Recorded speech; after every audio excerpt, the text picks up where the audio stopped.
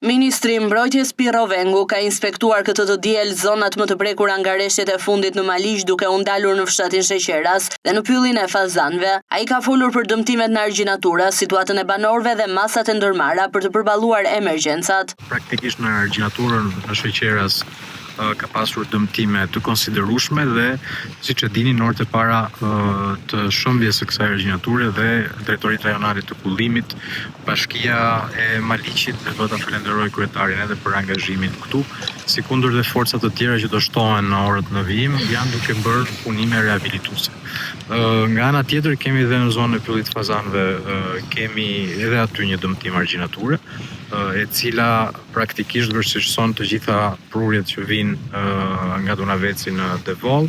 Ndaj dhe po bëjmë një rishpërndarje të forcave dhe kemi kërkuar dhe angazhim shtesë të forcave armatosura, po vinë mjetet vetë shkarkuese që të ndihmojnë me volumet e mëdha që kërkohen për të mbuluar këto dëmtime. Jemi në kushte ku jemi nga dishmëri, do shtojmë forcat, duhet kuptojmë që kemi situata edhe të rrëshqitjes së dherave, të masjeve malore, Qukës Qafploç, kishte një problematik të madhe që na bëri të angazhohemi fuqimisht për të bërë një devijim në përmes operatorëve të zonës.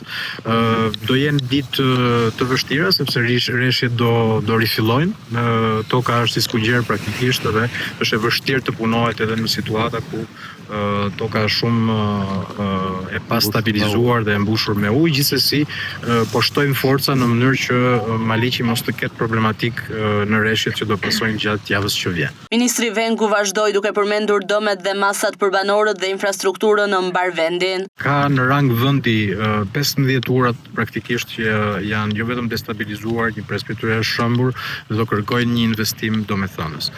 Qasja jonë në këto momente është jo vetëm që qëndrojmë pranë banorëve në bazë të kërkesave të kryetarëve të bashkive për sa i përket rezervave materiale të shtetit, ka filluar shpërndarja e ndihmave në raste të caktuara, sikundër kemi kërkuar gjithashtu nga bashkitë që të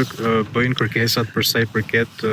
ushqimeve për blegtorinë, ushqime koncentrat për blegtorët, ata që janë prekur të paktën, dhe jemi në kushte ku po shpërndajmë në mbar vendin edhe ushqime për blegtorinë.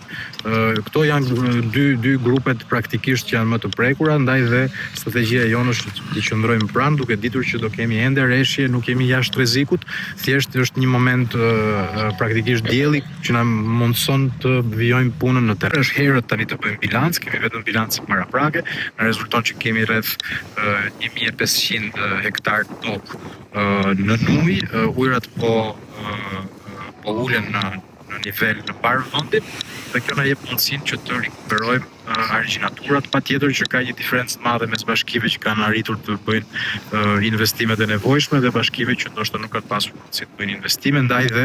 në projekt buxhetin 2026 ne kemi një qasje të re për sa i përket mbështetjes së bashkive, sidomos atyre me më shumë risk për emergjenca civile, duke ardhur mbështetje me fonde shtesë. Vengu siguroi se qeveria është në gatishmëri të plotë për të mbështetur banorët e prekur dhe për të rehabilituar infrastrukturën e dëmtuar, ndërsa situata mbetet e ndjeshme për shkak të rreshjeve të pritura dhe gjendjes së tokës.